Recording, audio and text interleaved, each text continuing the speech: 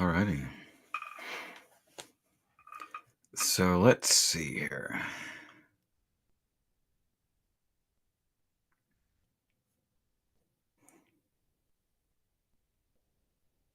All right. So it looks like we have a few people on. I should be able to see your chats here. So let me try chatting this and see how this goes.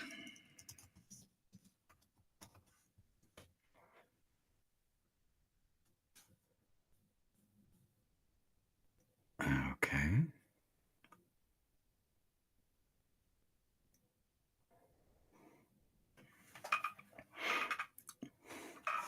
So hello everybody. Looks like we have about 10 people on, so that's kind of cool. Oh, hey Derek, MC.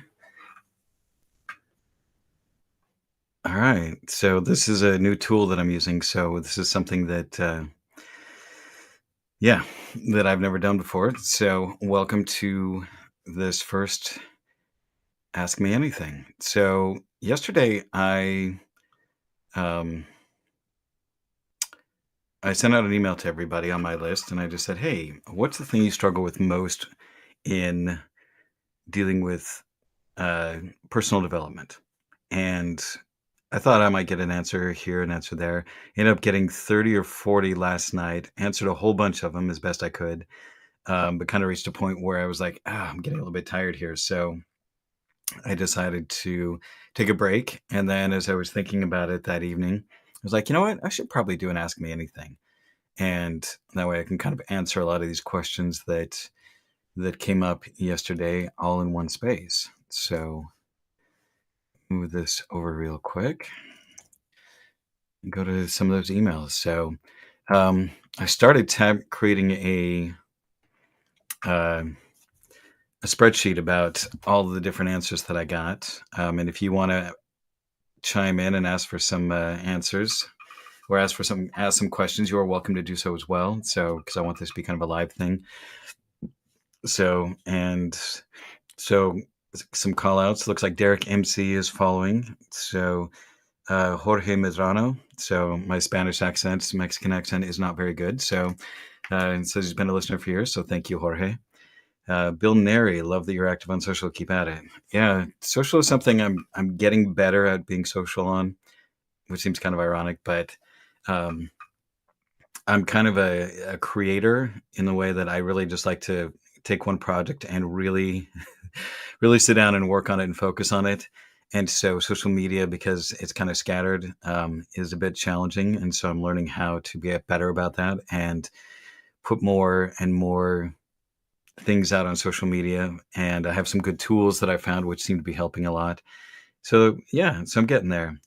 Bill asks, how do I make my coffee?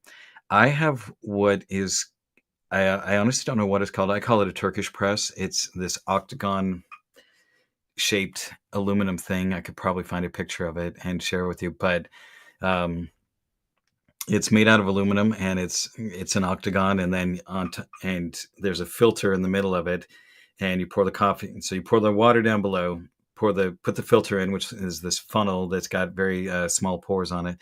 Pour the coffee in there, and then you twist the top on, and it has a little handle on it, and a little spout, and a little flip top on it. And I picked that up, I don't know, maybe 10 years ago. A buddy of mine had one, and I used to use a French press all the time. And then I switched to this thing, and same coffee tastes so much better with using that thing. So yeah, so I use that. I usually brew a thing in the morning and I mix it with whatchamacallit, with coconut milk. So I love coconut milk in there because it makes it nice and creamy. I have issues with lactose, so I stay away from regular milk and the cream half and half and stuff like that. So I just like it with the nice creaminess um, of coconut milk. And then I'll add just a splash of creamer in there to give it a little bit of sweetness and a dash of cinnamon. And that's usually my coffee every day. And it's pretty tasty. I'm a big fan of using cinnamon in almost everything and anything lately. My breakfast lately has been slicing up a bunch of carrots and a little bit of ham and sauteing it in bacon grease with a little bit of cinnamon, salt, and dried onions, and it is one of the tastiest breakfasts I've ever had. And it's super healthy. There's not much that's too bad about that because we have lots of carrots and stuff in there. So, okay. So, uh, you guys can hop on and ask any questions you like that are part of that, and I will do my best to answer that. Um, I forgot. I accidentally closed that window. So let me open up that sheet that I had. Sheets. It. Let's add account.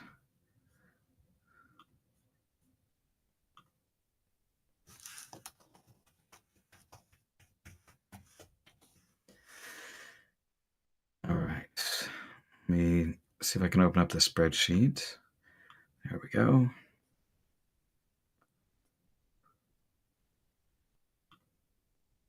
No, I don't want to switch that profile. There we go. So I got a whole bunch of answers from last night. So pop those open here so we can look at some of the questions that people had. So a lot of people, when they talk about what they were struggling with on their, I guess Derek has a question. How did I discover Stoicism? I actually went to the way that I got into Stoicism. I listened to Tim Ferriss's podcast all the time, and I really like what he has to say. And there was one episode where he talked about how um, this book, it was called A Guide to the Good Life, The Art of Stoic Joy by William Irvine. And, he said it was one of the books that absolutely changed his life. And they're like, okay, Tim reads a lot of books. And if he's going to say that this is one that changed his life, then there's got to be something to it. So I bought the book. I read it. I thought there were some pretty interesting things in it. It didn't move me or click in a super deep way that I thought it should have. And so a couple of months after that, maybe it was like a year after that, but anyway, it was some time after that where I was like, you know what? Tim still talks about Stoicism, talks about how it's really important for him. And so I got the audiobook and I would listen to it on my way to and from work every day. And doing that, I found that those 20 minutes on my way to and from work were incredibly useful. And I would have a lot of these epiphanies of a lot of those aha moments where I was like, oh, okay, now that makes sense. I didn't understand what they meant before when they were talking about that, or it was hard for me to see what they were talking about in a way that would apply to me. And so I, the second round on that book, just a lot more things clicked for me. And it was like, oh, yeah, this is so great. These are a lot of really important things. And then right around that time, it was near the end of 2017. And I was browsing on Amazon and it was like, hey, here, you should probably buy Ryan Holiday's Stoic Journal. And I was like, okay, yeah, that's a good thing for me to do. I'm starting to learn more about Stoicism. So I bought the journal and I started writing in it on the new year. And one of my New Year's resolutions was that I was going to do a podcast. And I had tried creating a podcast a few years before on soundtracks. So I really love musical soundtracks. Scores to films are just some of my favorite things to listen to. And I tried making an episode or two of that. Didn't like how it turned out. It was just really not interesting. And I didn't know how to talk on there. My voice sounded really boring. There was just a lot of things in there that just did not really work for me the way that I was hoping they would. And so I hadn't done anything with that, but my New Year's resolution was to start a podcast. So I said, okay, I'm going to start a podcast. What should I talk about? That was the big question, is what do I want to talk about? And since I had been reading all of this stuff on Stoicism and had been listening to Tim's podcast where he talked about Stoicism, I was like, well, okay, I'll just start talking about Stoicism because I'm also writing about it every single day. And so it was January 4th, I remember, was my first episode. And I found this app. It was called Anchor, and it was on my phone. And I just picked it up and I just recorded it. And it wasn't great. And it was probably only about 3 or 4 minutes long, but that was my first episode. I think it was about Stoicism and control. And so I posted that, and then the next day kind of did the same thing, like took a different topic and talked about it for a few minutes. And this was just me on my iPhone, and I had my AirPods. I didn't think I had AirPods then. I just my earbuds in, and sometimes I was walking through the forest near my house, and I'd talk about these things. And from there, I tried different things on it. It was originally called Stoic Meditations, but then I noticed that Massimo Piguli had his Stoic Meditations, and obviously I'm not going to be competing with a philosophy professor. So I went to a domain registrar and was like, "Hey, I'm going to find a domain name and rename my podcast." And so I put in Stoic dot whatever, and it gave me a whole bunch of suggestions on there. And I saw Stoic Coffee, and I was just like, "Oh, Stoic dot coffee, that's a great name." So I like a good cup of coffee. And then I was like, "But how am I going to make it mean something that that's going to pull people in?" And so it was like Stoic Coffee Break. There we go. That's what I needed. And because it was short episodes, I felt it was appropriate for it. And my then partner at the time made me promise that I had to do at least 100 episodes before I quit. So I did 137 days in a row, and then I took a little bit of a break. I turned it into a weekly podcast after that because doing it daily was a lot of work. And I found that having a full time job, live in partner, and two teenagers, I needed to spend more time with them. So switching it to a week made it so that I had a bit more time for myself. And then I was able to also delve a little bit deeper into topics. And I did 30 more episodes, took a break, and then after taking the break for a while, decided that I wanted to come back and do it. Then did that for quite a while, took another break, and then I've been back on for the last year and a half. And that's kind of where I am today. So that's kind of the long and short of how I discovered Stoicism and how I started the podcast. If there's any other questions, like I said, you can put them in the chat and I will do my best to answer them.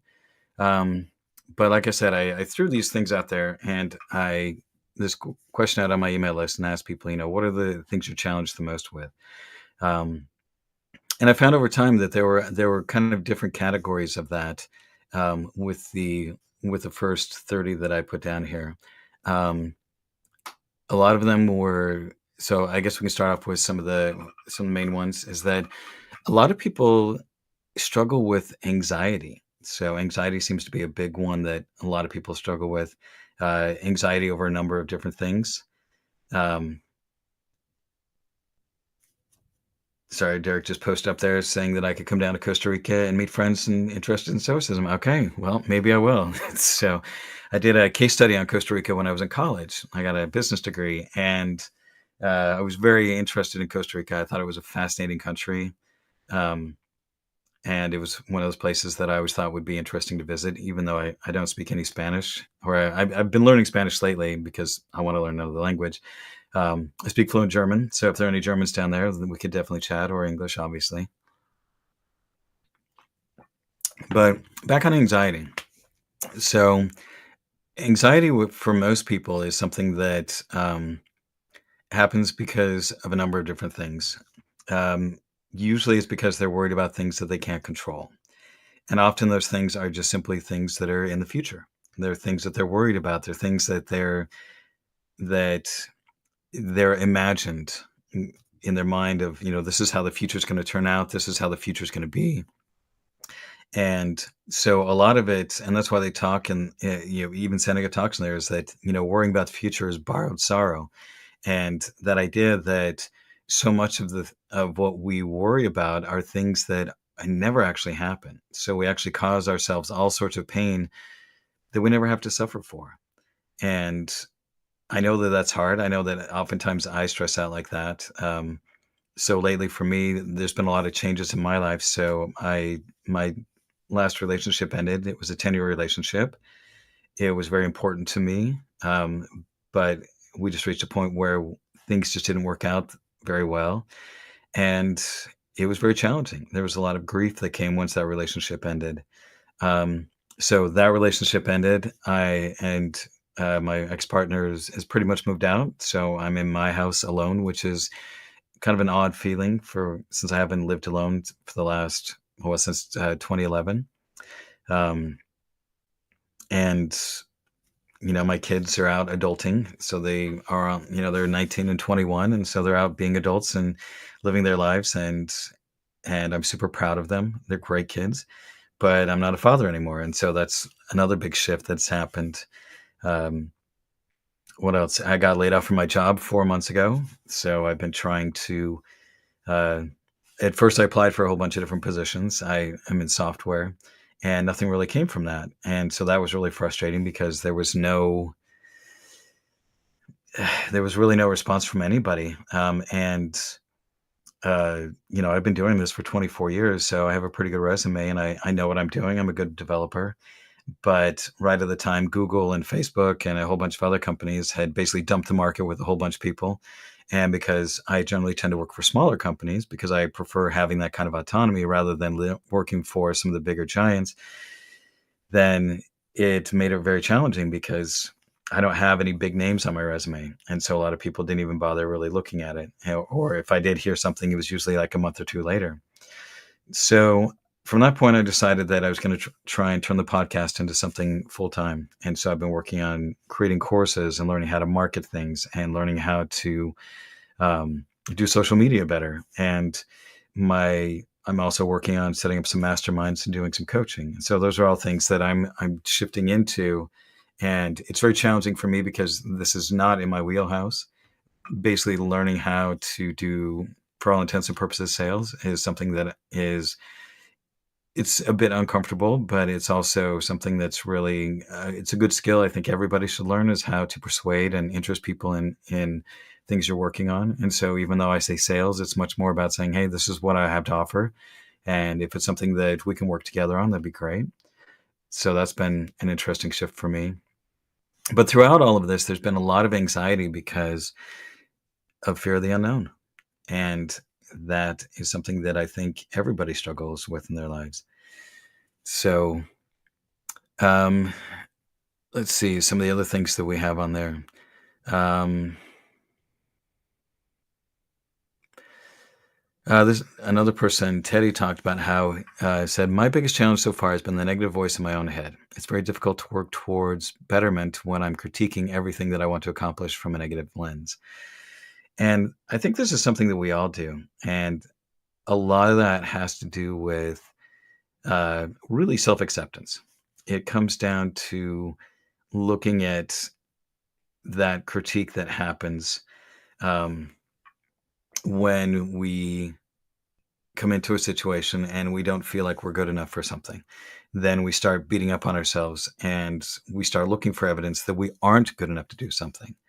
And one of the things that I did about a year and a half ago, so me and my ex partner had a bit of a blowout, and uh, it was really challenging for me because what I recognized was that my self esteem was attached to how she felt about me.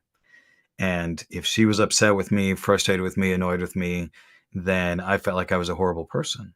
And having that need for that kind of external validation was incredibly damaging for both of us. And it was definitely one of the things that made it so um, our relationship didn't end up working because I didn't own my own self-esteem. And that's what self-esteem is about, is that it's how you esteem yourself. And so I sat down and I was like, what is it about me that I have my self esteem attached to what she thinks of me?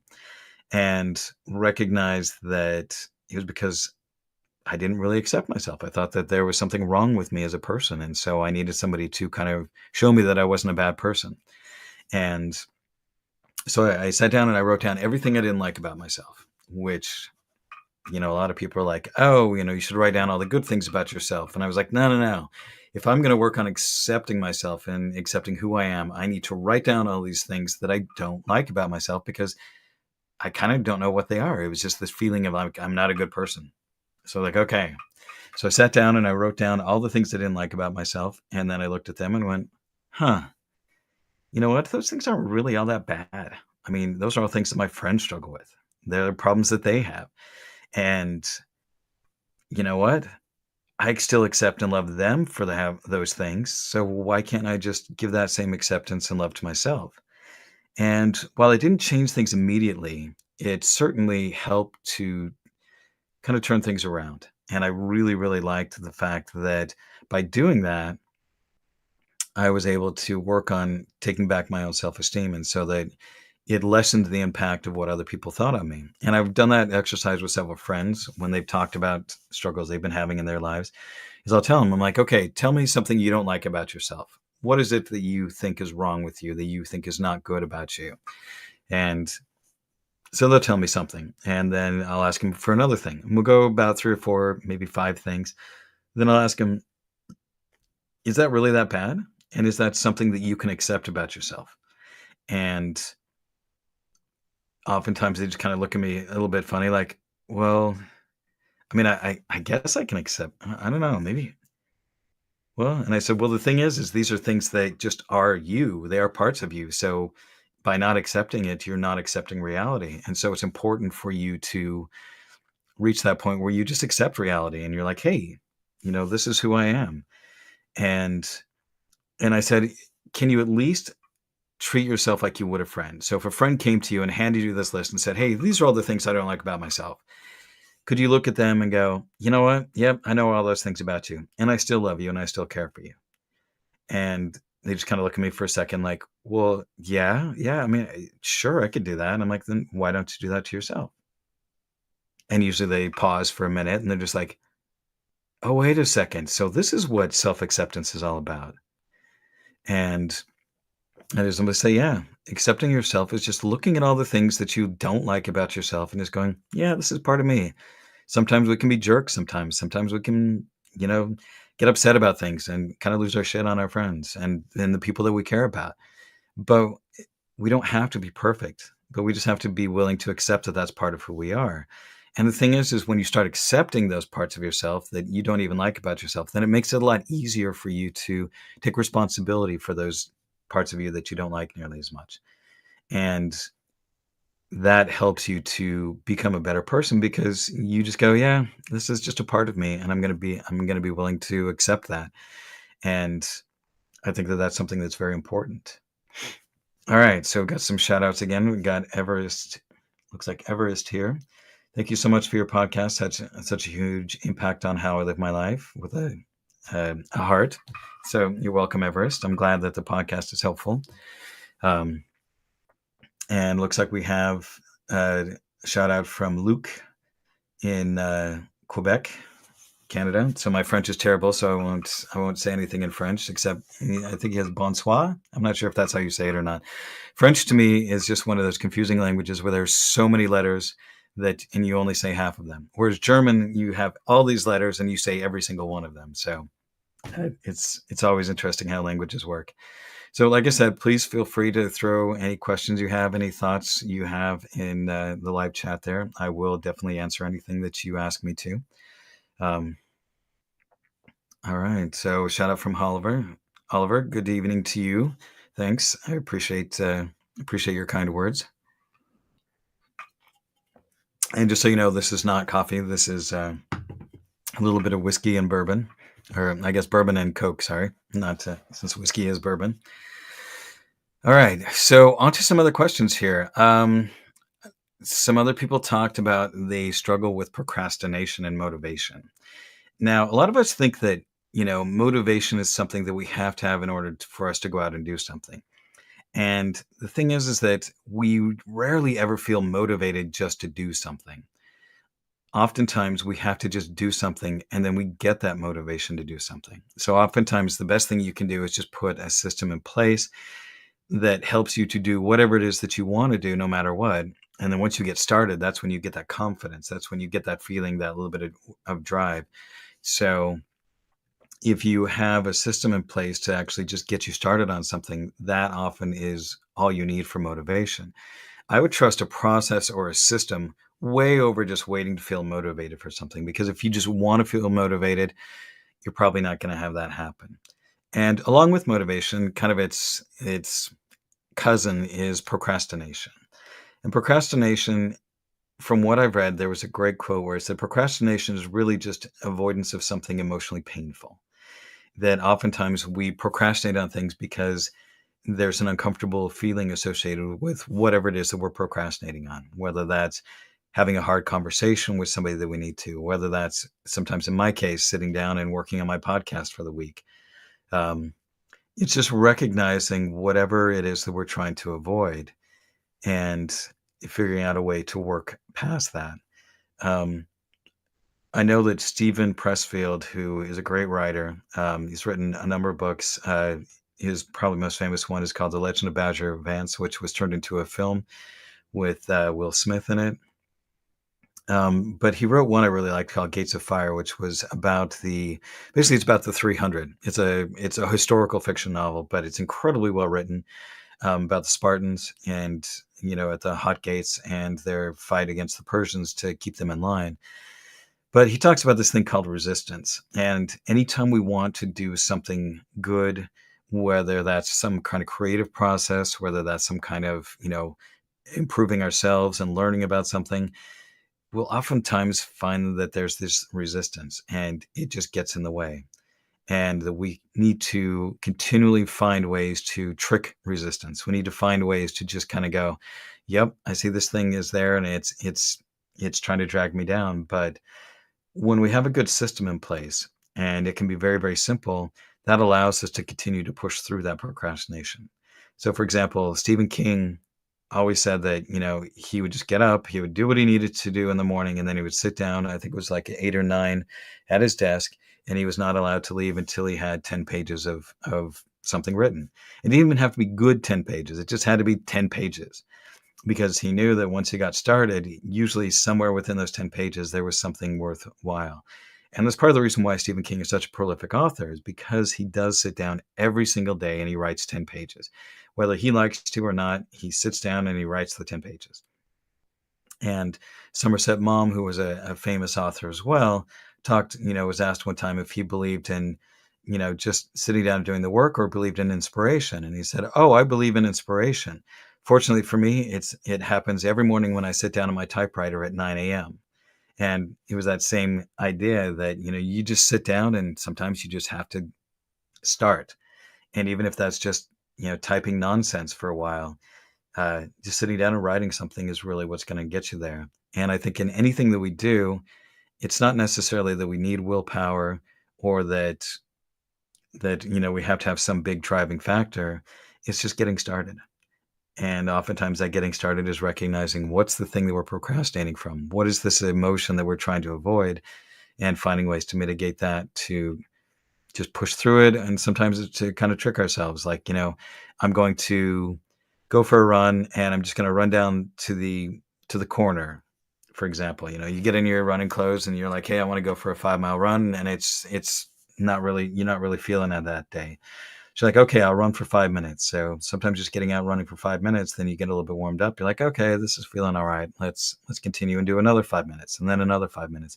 Pretty soon, you've run for a half an hour or an hour. So just finding ways to kind of continue to push through that, finding ways to recognize what it is you're trying to avoid. I think those are all good ways to deal with procrastination and kind of help bolster your motivation.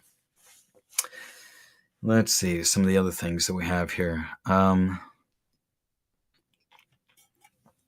I had a few people who talked about how they felt like they were on their own and they didn't have anybody to kind of bounce things off with. They didn't have their, as this one guy, Mike, pointed out, he said, my biggest struggle is feeling like I'm doing it on my own. I've not found my like-minded community yet.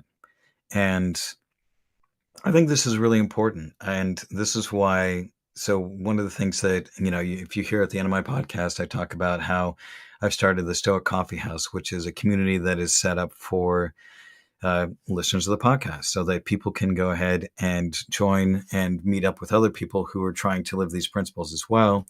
And they can discuss them. And part of that also that I'm adding into the community are, like, I'll be posting this live stream in the community so that if anybody wants to go back and watch it, they're able to do that.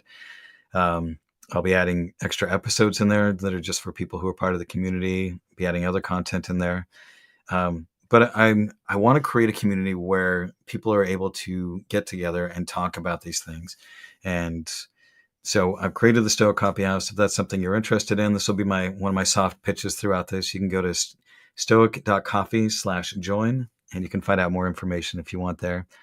Um, but that's just, like I said, I'll talk about some of the things that I'm working on as far as coaching and whatnot. But this is all soft pitch. I'm not going to go, here's all these specials and you should do it now and go join, and it's only for limited time. I'm setting this up, and I know that over time we're going to build that community, and it's going to be pretty vibrant, and I'm pretty excited about that. All right. Other things, health issues. Health issues came up for a number of people. One of the people who wrote to me, Joanne, talked about how she has really struggled with dealing with the cognitive effects of multiple sclerosis. And I can imagine that would be incredibly challenging. So, as I get older and things don't work like they used to, and old injuries that I have been cropping up and causing me problems, so much so that I go to a chiropractor at least once a week. Um, I can imagine that dealing with something like multiple sclerosis would be incredibly challenging. And that's a really hard thing. And again, I think some of it comes back to, being in charge of your mind, being in control of your moods, you know, is is key. And that's one of the things that I've had to work on in my life. Um, I used to have a lot of triggers. I still do, unfortunately, because of the trauma from my childhood. It was very abusive and very strict, both from a cultural perspective and also from, like I've talked about often on my podcast, how things were fairly violent at home with my father. Um, but also, again, if you're struggling with health issues and there are things that get in your way that are kind of out of your control like that, having other people help you, being asking for help, trying to set up systems that can help automate or make it so that the things that you need to get done that are helpful, I think, are things that you can do as well. Um, I think even just in regular life, the more you can systematize things, and I know that that sounds like such an entrepreneur hustle, Silicon Valley growth kind of thing, but I've found that the more I'm able to create systems of things that make it so that I don't have to think about it, that I just get up and do it, or, that it's just kind of taken care of for me, then it's much easier to get things done. So, for example, I like to go for a hike in the forest nearby my house, at least about 3 or 4 times a week. And I have a process that's pretty simple. I go put on some workout clothes, put on my boots, um, put on my headphones. I have a little backpack, and I throw a 5 pound weight in the back that I carry with me, and throw my water bottle and my phone in the back, and just keep walking. And then I have some walking sticks that I take with me. Yes, the ski pole type things, because I sprained my ankle last year, and my ankle still isn't quite 100%. I want to make sure that I don't have any issues with that. But I kind of have a system in place of what I need to do, which is, go change my clothes, go put on my shoes, get my backpack ready, which takes about 2 or 3 minutes, and then grab my sticks, walk out the door, and I'm headed down the street, walking right into the woods. And I have a route that I take every single time. It's a little bit boring, but it's really beautiful. I usually have my AirPods in, and I'm listening to a book or something like that, or just listening to some music. And occasionally I'll just turn it off and just walk around and just hear the sounds of nature. But I found that just having it so the routine to get ready, is just super simple, and I know exactly what I need to do, makes it really easy for me when I decide, hey, this is one of those days when I want to take a walk. I don't have it planned out for every day because, like I said, my ankle is still giving me some problems. So if it's a little bit swollen, I want to give it a little bit of a break. But this week I've done about 4 out of 5 days, so it's been kind of nice. Okay. Let's see, what else do we have here? Self-discipline. So, self-discipline is a challenging thing because I think it's kind of the whole root of Stoicism. It's about learning to manage your mind so that you can do the things that you really want to do. I mean, that's really what self-discipline is about. It's, it's not really this big, weird thing. It's just that, can you get yourself to do the things that you want to do, especially the things that are going to be good for you in the long run? That's really what self discipline is all about. And so What is at the core of self-discipline? For me, I see the core of self-discipline is that you really need to know yourself. So self-awareness is a big portion of that. And the reason why is because you know the things that are going to get in your way. You know the things that are going to hinder you from doing the things that you really want to do. So your self-knowledge about what are the things that are going to trip you up. Um, but along with that, I think there's also self-acceptance. You're like, okay, what does self-acceptance have to do with self-discipline? I think self-acceptance has to do with discipline in that by learning to accept the things about yourself that you become aware of through self-awareness, then you're able to do things in a way that help you to be able to um, mitigate the things that you might do to self-sabotage yourself. And so accepting those things about you, that self-knowledge that comes with that, and just accepting, yep, this is how I am. I'm a little bit lazy on this thing, or I know that I would rather go and eat ice cream than to go and eat carrots. That you find that accepting those things about yourself and not pretending that you're some idealized version of yourself, but just the real version of yourself. And so that you can work through those things. I think that's why self-acceptance is very important, but you're not going to be able to reach that state of self acceptance without that kind of self awareness. And at the core of it, self awareness is driven by courage, which is one of the four virtues of Stoicism. And to me, courage is the most important one.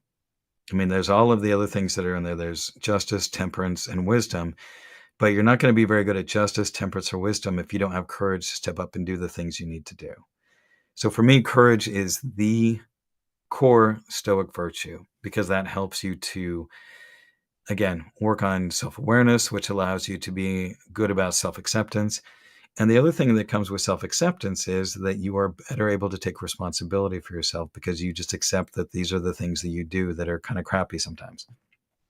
So I think that's kind of the core of how you develop self discipline is through self knowledge, self acceptance, and taking responsibility. And then all of that is predicated on good courage and having the courage to step up and be aware of yourself. All right. So we have a question here from Matthew Luke. Matthew says, how do you get inspiration for journaling when you feel like you have nothing to write? That's a good one. I think of it as oftentimes don't look at journaling necessarily as something you need to have some aha breakthrough moments every single day. Because meditation oftentimes is just doing the same thing over and over. You're sitting down, you're just relaxing, you're getting your mind clear, and you're trying to, focus on what it is that pay attention to your thoughts and stuff like that. And in many ways, it feels like you're just doing the same thing over and over and over. And sometimes with your journaling, that's how it is. You sit down and you write the same thing over and over. And oftentimes it's because it's something that you're trying to process and learn for yourself. So I had an interesting case of that happened when I did the 30-day Stoic challenge back in May, and there's this really great guy named Vic from Spain, and he talked about how in this course it was the first time he had ever meditated for more than 10 minutes. In fact, he did 20-minute meditations near the end, which was pretty cool, because I had some meditations that I created for people. Kind of it helps because I'm a musician, so I have some nice music in the background, and obviously everybody's like, your voice is so soothing, and so I talked them through this meditation. But he also talked about how one day he sat down and he just started journaling, and normally he'd write for about 5 or 6 minutes, and then he was just like, you know what, I'm just going to keep writing stuff. And he just kept writing, and just whatever kind of came to his mind, he just sat down and just kept writing and writing and writing. And pretty soon he said that he ended up journaling for about 2 to 3 hours and just writing all kinds of stuff and really digging into places in his life and thoughts and ideas and things that had always been on kind of the periphery, but he had never really taken the time to just push himself to go through his psyche in such a way. And he was said it was really fascinating because there were all of these things that came up of things I had almost forgotten about in my life that I hadn't really dealt with or had delved into. But because I was willing to just sit down and write and push through and continue just writing even when it felt like I didn't have anything to write about. He goes, I was able to reach that point where I almost hit a flow state. And next thing I know, it was like 2 or 3 hours later of just writing down all of these questions I had about life, questions I had about myself, questions I had about my family, and trying to answer those in a good way. Um, so maybe the answer is there, Matthew. Maybe it's something about um, find yourself some good questions and ask yourself some good questions about things. So, one of the things that Socrates was well known for, and Socrates was a precursor to the Stoics, and using the Socratic method was very much how the Stoics came up with a lot of the tools and ideas that they had, is that Socrates was all about questions, and he was all about asking really good questions. And excuse me. And unfortunately, I don't have the book here with me, but let me see if I can find a quote on questions that I really liked. I have it here. Do, do, do. Here we go. So this is from Ward Farnsworth. This is from a great book called The Socratic Handbook, and or the Socratic Method. And it's a handbook, and he talks about why questions are important. He says a question puts pressure on whomever receives it. If you ask a question of yourself, you are the recipient of pressure, and that's good. Stating an opinion is roughly the opposite. It releases pressure. Pressure is uncomfortable, so most people think and talk in opinions, but the unpressured mind tends towards laxity and corruption. And when I read that quote, I was like, "Oh, wow, that's an amazing idea. I'd never really thought of it that way." And so when I work on my podcast, I actually sit down and I write out my podcast. And the reason why is because if I just had something where I had a few bullet points and had to just kind of riff on those, I find that my brain, because I have a little bit of ADHD, I tend to go off and way off into some other areas that I didn't mean to. And you can kind of see that in this live stream. It's a bit disjointed, but it's also because I'm just taking questions and doing things on the fly. But I found that sitting down and really writing and really thinking, and again, there's that quote, which is good thinking comes from good writing. So if you want to be a better thinker, learn how to write well. And I really believe that that's true. I think that one thing you could probably do is find yourself some good questions and ask yourself a good question about anything that you're dealing with in your life, and if you haven't ever read the Socratic anything by Socrates and what Plato wrote, because he wrote a whole bunch of, uh, I forget what they're called. Totally blanking on the term now, but basically they're kind of like stories of where Socrates dialogues. There we go, the Socratic dialogues, where Plato is basically has the character of Socrates because Socrates was dead by this time, and he would just talk with other people and he'd ask lots of really deep questions. And you read these things from Plato not necessarily to get answers, but to understand how to ask good questions. So I think maybe looking into Plato and some of the things that he talked about might be helpful to find good questions and to question things in that manner. So I hope that's a little bit helpful for you. I know there's a little bit, kind of winding around. Um, but like I said, I'm kind of doing this on the fly, and so trying to pull things together in a way that's helpful for you. So just I noticed the thing from Ben earlier. So hello, Ben. It's a good for you to join us. And like I said, anybody else, if you have any questions that you would like me to answer, any ideas that you want to bring up that you would like my opinion on, or that you want to share your opinion on, I'd be very happy to have your opinions as well. This isn't just about me, but I'm kind of your host for this evening. So if there's anything you want to discuss or any ideas or opinions that you have, please share them with me in the chat right there. And this is on multiple platforms. So the chat, from what I can tell, it comes through. So it looks like YouTube is happening. Some from Instagram. And do we have any from Facebook? Yes, we do have some from Facebook. So yes, this is working. Very cool. So I'm using this software. It's wave.video, and they do a pretty good job. I got it on AppSumo for pretty cheap. I've been super happy with that. All right. Oh, another one. This one came up quite a few times, so I do want to talk about that.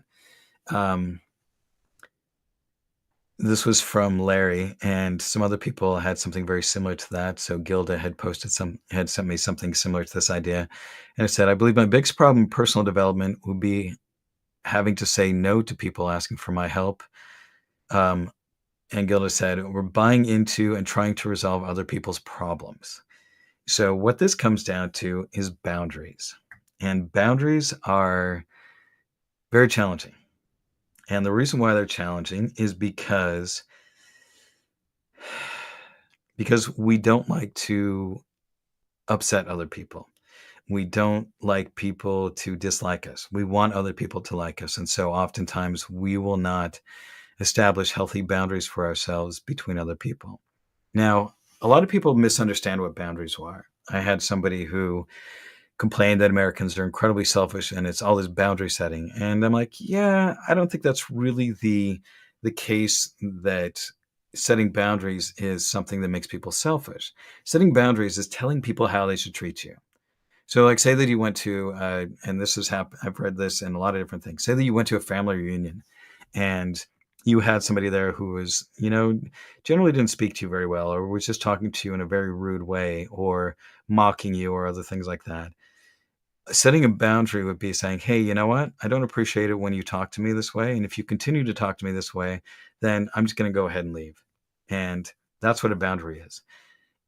Setting an ultimatum is telling the other person that they have to shut up or, you're going to do something else. It's not about trying to control other people. It's about letting people know how to treat you and what you will do if they don't treat you in the way that you ask. That's it. So if somebody is being rude to you or something like that, you can tell them, you just say, "Hey, I don't appreciate the way you're talking to me, and if you continue to talk to me this way, I'm going to leave." That's it. You don't try to control them. You don't tell them what they have to do. You simply tell them, "If you continue on with this behavior, this is what I'm going to do in response to it." And that's really all that boundaries are about, is just stepping up and saying, "I know that it's not trying to control what other people do. It's not telling other people what they have to do. It's telling them that if they continue with this behavior, then what your response is going to be." And that's pretty much it. And it's not an easy thing to do, again, because we want people to like us. We want people to uh, be happy with us. And so setting boundaries oftentimes can feel incredibly challenging because it's us stepping up and saying and advocating for ourselves. And if you're not used to that, it feels very confrontational to the other person. And that's something that you just have to continue to work through. And that's something I've had to work through as well.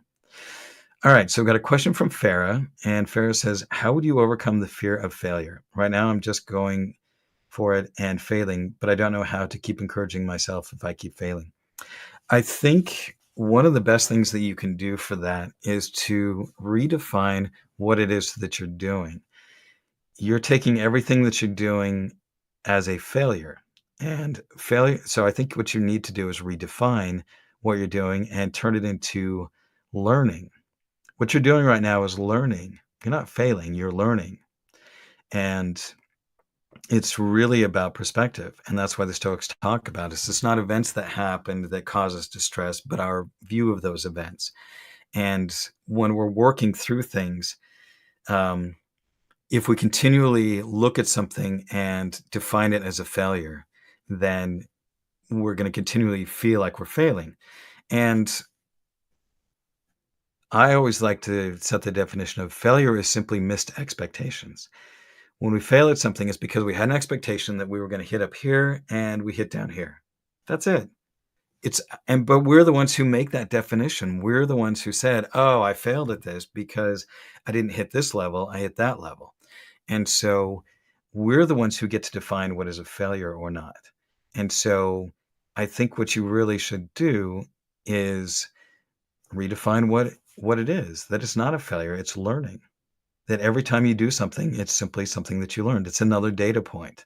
It's something where you go, "Okay, that didn't work. What can I do next time that might work a little bit better?" And I know that it can be scary because it feels like it's overwhelming. It feels like, "Oh, I'm continuing failing on these kind of things." But if you look at, I mean, think about when you look at babies when they're learning how to walk, they don't look at every time they fall down as a failure. They just look at they just fall down and they go, oh, okay. They push themselves back up and they try again. And then they try again. And then they try again. And they try again. Because they don't look at it as failure. They don't go, oh, I didn't walk perfectly this first time. I failed. They just went, oh, hey, this didn't work quite as well. And, I tripped on this thing or I stepped on that thing and I fell over that thing. So I think a lot of it is just really looking at you're the one who sets the expectations. And so if you're not meeting those expectations, then that's really all it is. It's your own definition. And so remember that what you're doing is you're learning. You're not failing. You're just learning on that. I know that's semantics, but those words mean a lot. And by using better words and by using better, I guess, definitions for things, it's much, that's a way to help move yourself past those times when you start beating up on yourself. So I hope that's helpful. I know that's something I've had to do, is just recognize that usually when I consider myself failing, it's just that I had the expectations they're going to be here and they're down there. So, and I've had plenty of times where I've done that and I'm just like, okay, am I making progress? If I'm not, what can I learn from this? All right, next question. Yeah, you're welcome, Farah. I hope that that some of the things that I had to say are helpful for you. All right, Ben's question. What is your opinion on the extreme self-improvement figures like David Goggins and the ones alike? These resonate with me, but it seems like the motivation from their teachings never lasts too long. Yeah. Wow. David Goggins is a trip, and I understand him because I wrestled in high school, and the two high schools that I wrestled at were incredibly difficult. Brighton High School in Salt Lake, when I was there, was one of the best schools in the nation for wrestling. They had been ranked in the top 3 for 15 years in a row because Coach Chavis there was just an amazing coach, an amazing teacher. I still look back on that and really enjoyed my time there. I only wrestled 1 year that year because I got sick a lot from just getting all kinds of colds. And so I ended up wrestling 1 year and then I got involved in music and theater. And so my last 2 years in high school, I didn't bother with wrestling, but I'd wrestled 2 years before that at different schools. And that intensity, that drive, that pushing that edge, there are just some people who are hardwired that way. And I'm kind of hardwired that way at points, even though I do have a little bit of a laziness streak because I enjoy pleasurable things. And I'm working to find that balance between those two. But I think that there's something to be said about pushing those kind of limits to that. For me, part of the reason why I really liked the wrestling was because I was able to push myself further than I ever thought that I could. I would think that my limit was here, and I was able to push myself a lot further past that. I reached that point where I just thought I would be absolutely wiped out and I wouldn't be able to do anymore. And then I found that I still had something in my reserves. I could still push through that. When I go out cycling, which I was heavy into for a number of years, I'm getting back into it. But again, I sprained my ankle last September, which made it a bit challenging to get back into that this year. And so that's something that's been harder for me. But there's something said about pushing yourself really hard and finding that edge. And I think that that's something that you need to decide kind of where your limits are and what you want to do with that. And again, I think a lot of it is the motivation comes from there's something, at least for a lot of guys, there's something almost, I guess, macho in a way. It could be that, but it's also finding yourself and pushing yourself to those extremes and those limits. That's something that's really, really can be appealing for certain people. The reason why the motivations and teachings last is because when you have to build up to those things. It's not like you can just walk in and push yourself really, really hard on all of those things on all fronts because you burn out too easy. It's about being consistent at the lower end to build those foundations that you need. So I remember, and this happened at both the schools I wrestled at, that at the beginning of wrestling season, which the practices weren't really extremely hard, but we're still pretty tough. Football players that come in and they had just gotten off season, and a lot of them would be like, "Yeah, yeah, I'm here for wrestling. I can do this because I was on the football team and I'm really tough and I do all of these things." And the practices were incredibly hard, and so they would last maybe a week, and I would see half, if not more, of the football players that try to go out for wrestling, who hadn't wrestled before, especially made a big difference, would wash out in the first week or two because it was so hard. So I think a lot of it is that when you try to follow a path like that is that extreme, it's very, very easy to burn out, which is why the motivation doesn't last very long. So I think a lot of it comes down to just finding something that you can do consistently every single day to move you along those lines. And I think that consistency is much more important doing um, than doing something extreme and pushing yourself as hard as you can like that. I think you need to find what is it that you can do at a level that you can consistently keep up with. And so my guess is that th- while it resonates with you because you want to push yourself to that limit, you want to be kind of in that elite class. And there's almost bragging rights with that, but there is a feeling that feels really good when you're able to push yourself like that is make sure that you, one, build a good foundation, two, that you do it at a level that you can consistently keep up with. And I think that's going to be your biggest thing to be able to do that. So I hope that kind of resonates with you or makes sense. But I know from my own experience that I understand that drive to kind of push yourself to that edge. But if you can't keep it up, and then you're not going to be able to be consistent with it, which is going to basically burn you out, and you're just going to be like, and you give up on it completely. So maybe build out a good foundation and then continue to build up on top of that. So Schlumpus over here said, "Who are you?" So my name is Eric. I am the host of the Stoic Coffee Break podcast, and this is a live stream for people who listen to my podcast or anybody else that maybe they don't listen to my podcast, which sounds like you may not.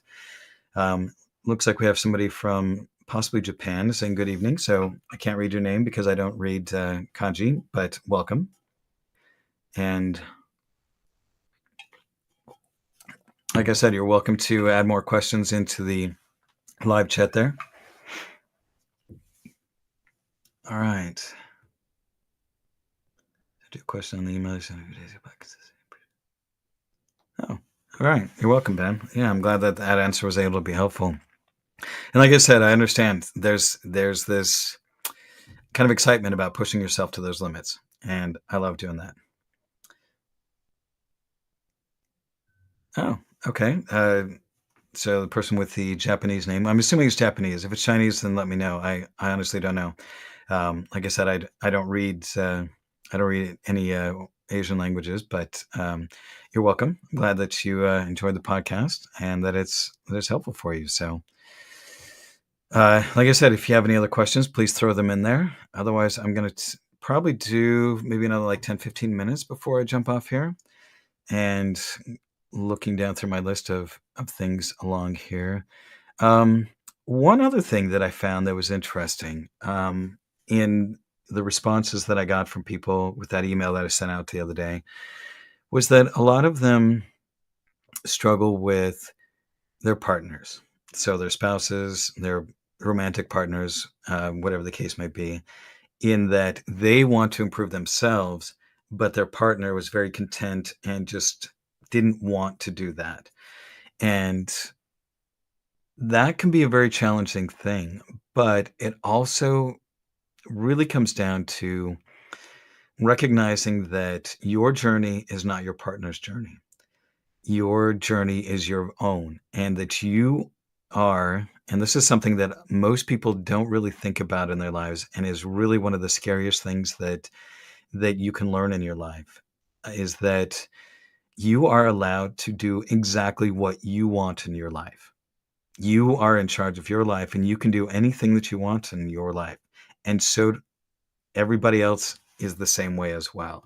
Everybody else gets to do exactly what they want in their life. Now, this doesn't mean that you can control the consequences of what you do, but it means that you get to make choices that are for you. And that's what you need to do. You need to look out for yourself. And that can sound incredibly selfish. So a lot of people don't like that. It's also incredibly scary in the fact that you are in charge of your life 100%. You are the person who needs to step up and take control of your life. You can't blame how you feel on other people. You can't blame the things that go wrong on other people in your life. Things will go wrong in your life for sure, but it doesn't matter if somebody else is to blame or if nobody else is to blame. You are the one who is responsible for your life and the choices you make. So, trying to coerce your partner or getting angry with your partner because they aren't living the same kind of life that you want is not really helpful because you can't control your partner. You can't control this other person. And what you need to do is you need to allow them to be who they are and basically be the person you're going to be. So my ex-partner, who I still think is a wonderful person, and it's still a little bit of grief there that didn't work out very well because of a lot of the problems that we had with each other, especially on my side. She used to tell me, it's like, be the person that you want to be, and then I will decide if you're the person I want to be with. And you should do the same for me. So what that means is that you need to be who you want to be, regardless of what anybody else thinks. You need to decide what are your principles, what are your values, and live those to the best of your ability, regardless of what your partner or anybody else thinks about them. And you need to allow other people to do the same. And you decide if they are the kind of person that you want in your life. Just because they're your partner, just because you're married to this person, doesn't mean that they have to do everything that you want to do. And it may be that possibly your values are misaligned. And so maybe that isn't the person for you. Maybe it is time for you to take a second look at your relationship and decide that this isn't the relationship for you. That's okay. There's nothing that says that if you get married, you have to stay married forever. There's nothing that says that if you don't stay married forever, that you're a bad person. And that is so hard for us because we're like, these people who've been together for 50 years, the people like, oh, isn't that a great and amazing thing? Yeah, it is great. It is amazing. But you know what? Not everybody's going to be that way. Not everybody needs to be together forever. Sometimes you need to be with somebody for a year or 2 years or 6 months, or maybe you meet somebody and you hang out and have a good time for a week or two. And that's all that relationship needs to be. That's okay. We get wrapped up in these expectations that our partners need to be just like us and do exactly what we want. And we need to be this power couple and do these things. And that's not always the case. So don't be afraid to step up and be the person you want to be because you are the only person who is in charge of your life. And so step up and own that. And that's a very challenging thing to do. And it's a very scary thing to think about that you can make any choice you want in your life. All right. Looks like Abel has a question there. It says, can you give advice to somebody to exercise stoicism in a management retail setting in terms of people management and stress relief? Yes. Excuse me. I think one of the best things you can do in working retail is learn one thing, and that is Q-tip. And I did a podcast on this a few months ago. And what I mean by Q-tip is it's this great little acronym, which means quit taking it personally. That when you're dealing with people in a retail setting or a management setting like that, most times it's never personal. It's not necessarily about you when somebody gets annoyed, frustrated, upset, irritated, all of those things. It's about them. So don't take what they are doing and doing towards you as something that has anything to do with you. 90% of these people you see on these videos of people acting horribly, these Karen videos, for example, have more to do with the person that they are than the person that they're getting upset with or mad about. It shows more about their character than about the person they're getting upset with's character. So learning how to be dispassionate, learning how to not take anything that anybody says in those situations personally is going to be huge. But along with that, showing compassion, but also showing that you have a spine and not letting people walk all over you. And it's a good balance, but it does take a lot to learn. So yeah, that's what I would say in working in those terms. I haven't worked in retail since I don't know if I ever really worked. I mean, I guess retail. I worked as a server when I was in college, and I worked at a grocery store. So, I mean, I was kind of in retail, I guess, but not in that I tried had to sell people like suits and ties and those kind of things like that. Um, but yeah, I think a lot of it is just recognizing and also recognizing that sometimes people are just having a really shitty day. And so if you can have a little bit of grace with people and cut them a little bit of slack, oftentimes that can go a long way. But learning how to be dispassionate allows you to kind of have that distance between there. So when somebody's, losing their shit on you, you can keep your cool. And remember, it's not personal and it has more to do with them than it has to do with you. So earlier, I recognized there was one that I missed, Melissa. We talked a little bit about journaling. I guess you didn't catch up on that. So because Matthew Luke had asked me about journaling before, um, and I guess none of these are showing up on streams. I wish they would. Anyway, so Melissa, kind of getting back on that, what I recommended to Matthew, so hopefully you're still on, and if you aren't, then hopefully somebody else will appreciate this, is look at ways to have good questions for yourself. Um, at the beginning of your journaling, just ask yourself a question about something. Is there something um, that you want to learn or understand in your journaling? Sometimes journaling is just about getting stuff out of your brain and onto a page. I know there's something called Morning Pages, which is by Julia Cameron, where she talks about how she'll just sit down and she'll write 3 pages, whatever comes to mind. It doesn't matter what it is. It's kind of like a meditation in a way where it's just what's going on in your head and putting it down on paper so you can actually look at what's going on in your head. So I think those are probably 2 things that you can do. It might be helpful with journaling. Hopefully that's something that can help you with that. Um, but like I said, we had a bigger discussion about that earlier and about why Socrates and his ability to question things was so important. Um, Looking at Plato, for example, is really good because he has the Socratic dialogues where he has Socrates is questioning other people. And they're good for being examples of how to ask questions and not just examples of learning something, but how to do something. And so, if you ever want to get really good at that, a book I recommend is by Ward Farnsworth called The Socratic Method. He's a law school professor and he's written The Practicing Stoic and a couple of other books. Does a great job of talking through these things. Very smart guy. But I really got a lot out of that book, and especially about why questions are so important. Let's see. Thank you, Coach Fun. Enjoy your podcast very much. Thank you very much. You're incredibly soothing and educational. Thank you. I get that a lot about my voice, that it's very soothing. Years of voice lessons when I was in high school and college helped to make sure that my voice kind of sounds the way that it does. And also just age as I get older, it's getting deeper, um, which is good and bad. When I try to sing some of the songs I used to be able to sing, I can't sing them anymore because they're too high. But then there are other songs that are lower that I can sing that I wasn't able to sing before. So it's all relative. You take it as it comes. One of my favorite tenors, Placido Domingo, of the 4 tenors, or was it 3 tenors? The 3 tenors used to be a tenor and is now a high baritone. And he's also gotten into conducting orchestras and other things like that. So, you take life as it comes. You can't always be at the top of your game forever. Let's see. I will take one more question. Oh, you're welcome, Melissa. I'm glad that those things helped. All right. I will take one more question off of here, or I can take one off of my list of topics and questions that other people sent to me yesterday. So I'll give it a minute or two on there. And while I'm waiting for anybody else, if they want to throw up a question on there, like I said earlier, I have created the Stoic Coffee House. If that's something you would be interested in, you can go find more about that at stoic.coffee/join, and you can join up on that.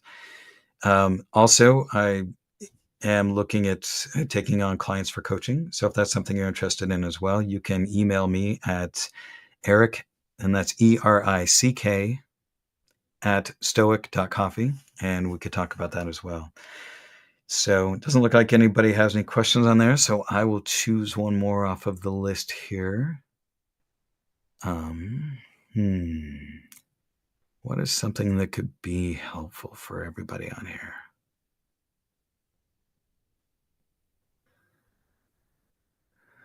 Boundaries, health, anxiety, procrastination, motivation, health. Looks like that's kind of the main things. Hmm.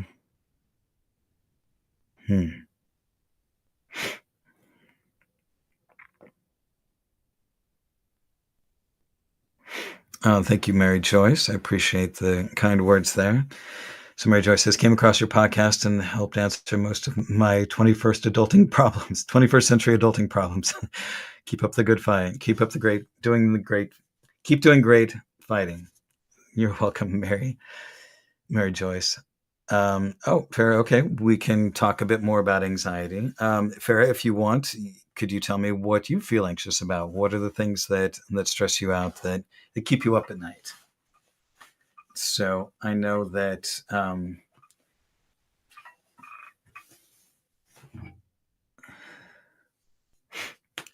for me, sorry, I have some things on my legs. After I go for a walk, my calves often will hurt, so I put on some compression sleeves, and they're getting a little bit tight.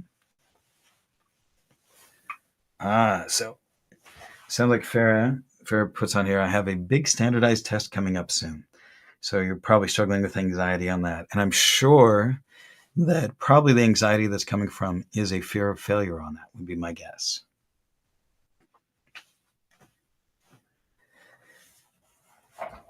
And because usually when you're doing standardized tests, that's like a college entrance exam, that's the SATs or the ACTs. Um, yeah, most anxiety, like I said, yep. So grad school, yeah, okay, yeah, trying to get into grad school, I can understand that, and that will definitely help with supporting your family. Yeah, so I can imagine that. There's a lot of worries. There's a lot of weight that is set down upon how you do on this test, and what happens if you fail.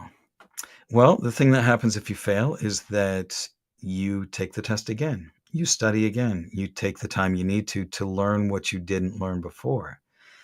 So I think that's kind of the short answer of it. Um, how to not worry and stress out about that. A lot of it is because what you're focusing on is the end outcome. You are focused on what is the outcome going to be, and you're trying to control an outcome that you have no control over. And that's really scary because you don't have control over the outcome. Because, like all of us, anything that we're working on, anything that we're shooting for, anything in the future, we have no control over. We don't have any ability to control that and control the outcome of that. And so that's very scary. And I totally get that. Like right now, I'm trying to sell my house right now, and I'm living off of savings because I don't have a job right now, and that's so there's a lot of stress with that of like, how long am I going to be able to pay my mortgage before my house gets sold, and then I'm able to move on and do the things that I want to do. So it's that fear. It's not necessarily just a fear of failure, but it's a lack of control over the outcome. And that's what I think is what you're struggling most with, is that you want a particular outcome and you're afraid that it's not going to happen. So the thing is what you do is you focus on the things that you can control. And what you can control is how well you study for it. You can control the time and energy that you put into studying for that. You control your health and making sure that you are getting enough sleep so that you have the cognitive abilities and faculties to be able to study well for the test, so you can retain the information that you're learning. You make sure that you talk to people who've taken the test and you work with them and you ask them questions about it. You work with people about um, who maybe have courses on how to study for the test better, or that can help you on that. You hire tutors. I mean, there are lots of things that you can do that are within your control of doing those types of things. And so focus on the process. And that's really what it's all about, is focus on all of the things that you can do, because that's the only place where you have any kind of control, because you have absolutely no control on the predicted outcome. So like for me, for example, like I said, I'm trying to switch over into coaching and teaching courses and creating a community around my podcast, because I've been a software developer for the last 24 years. I have no control over the outcome of if I'm going to be successful at this or not. But what I have control over is what I do day to day. So, like I said yesterday, I sent out a question to everybody on my email list, and I said, "Hey, what's your biggest struggle in self development?" Because I don't have a lot of interaction with my listeners. It's kind of an asymmetrical thing. They listen to me, I don't really hear much from them. And so I wanted to open up that doorway. So I just threw that out there and was overwhelmed with the response on that. So that was something that I could control. I could ask people, I could say, "Hey, what do you struggle with?" So that I can talk about those things. Would coaching be helpful? Could I coach you? If I helped coach you, would that be helpful? Would joining my community be helpful? And I have some people that I'm going to be talking to about coaching because I just did what I could do. The thing I could control is I could ask some people and say, "Hey, what can I help you with?" Or "What is it you're struggling with?" And if something that I can help them with, then I can step up and do those kind of things. Now, will I be successful at this or not? I have no idea. I've never been a coach before. I don't understand all of these things for marketing and everything like that, which is kind of ironic because I actually do have a degree in marketing, but I worked in tech my whole career, and so I don't really know how to do marketing as it is now because the stuff I learned was so long ago as well. So focus on the things you can control and focus on the processes that you can do and put processes and systems in place that can help you to move forward on those things. Are there systems that you can put into place? I think those are really important things. Like, maybe you need to study an hour every single day, and do you have a specific time set aside so you can study for those things every single day? Um, are there people you need to talk to who are going to help you study with that? Do you need to be in study groups? There are all kinds of ideas out there. And so, you know, try to think of all the things you can do um, that you have some control over that will help move you along that path. All right. So I think that's going to kind of be the end of this. So unless anybody has any last minute questions they want to put in, I could probably take a short one. But we've been on for a little over an hour here, hour and 20 minutes coming up on that.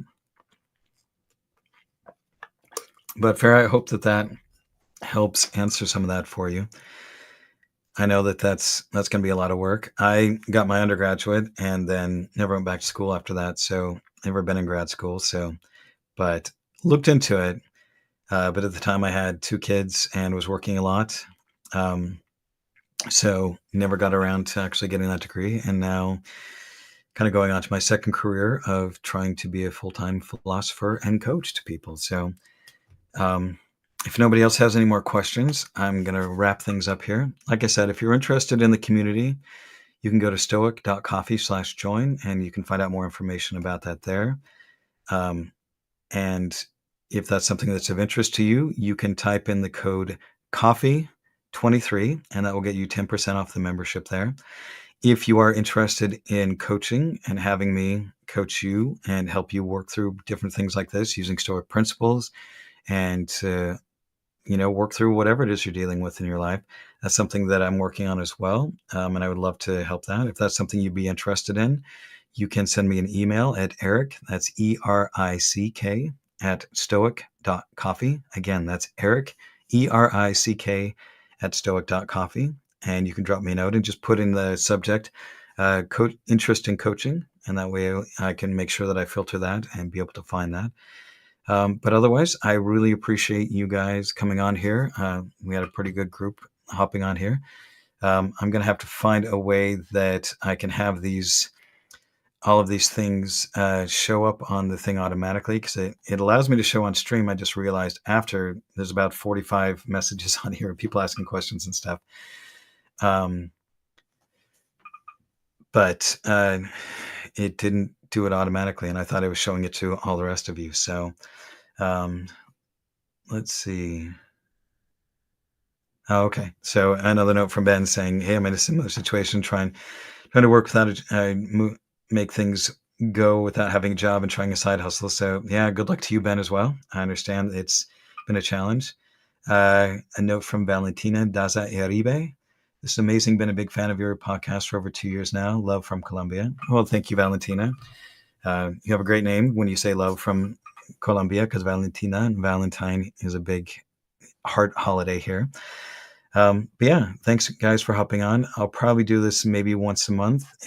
if you are in the community, my plan is to do that at least twice a month, and that will be a private chat for people who are part of the community. I guess I can just put the links in here. I didn't even think about that. Uh, so this is the one um, to the information about the community. And if you want to email me about coaching, you can send me a note here.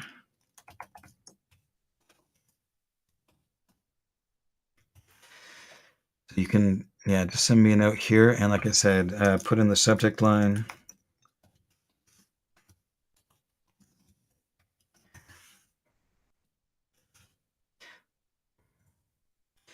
In the subject line, interest in coaching. I will get back to you and we can have a chat and see if coaching might be something that I can do for you and help you to make the changes and growth that you want to in your life. So I appreciate everybody coming on here. It's been a great audience. Like I said, I'll probably do this once a month, maybe if a little bit more on and off, but I will be definitely doing it multiple times within the community. So I'll probably do that at the minimum twice a month, and hope to see you guys in there. And like I said, the community is going to be really great. There's a lot of people who are basically listeners to my podcast and who are interested in moving things forward. So you get to meet other people who are interested in this stuff. There'll be extra content in there, such as videos and extra episodes, as well as the 30-day challenge course is part of that as well. And I'll be doing that coming up here. I'm probably doing that once a quarter. And if you are a member of the community, then you automatically are signed up for the 30-day challenge course. All right, everybody. Thank you and have a wonderful evening. Hope you have a great weekend, and we'll talk to you soon. Bye.